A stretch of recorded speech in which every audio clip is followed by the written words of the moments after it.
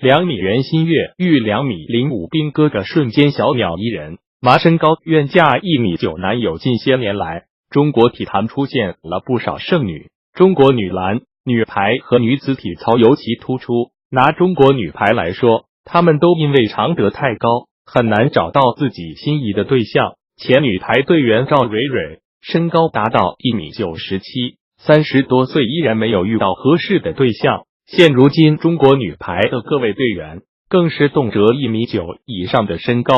自从里约奥运会夺冠后，中国女排的人气愈发高涨，从主教练郎平到各位女神级队员都成了被追捧的对象。作为高颜值团队，队内的颜值担当一点也不少，像队长惠若琪、宝宝张常宁和老将魏秋月。当然，女排第一高的袁心玥也是一道风景。袁心玥的官方身高是1米919，但球迷普遍认为她的真实身高应该更高。女排队中不缺大高个，朱婷1米918，张常宁和惠若琪都是1米90，而在比赛的时候，袁心玥显然要更高一些。近日，在参加排球全明星赛时，中国女排历史第一高度袁心玥公布了自己的择偶标准。身高接近2米的她表示，找男友可以把标准降低到1米9，这让球迷们长舒了一口气。但球迷们依然有点担心，这高度也是很欺负人吧？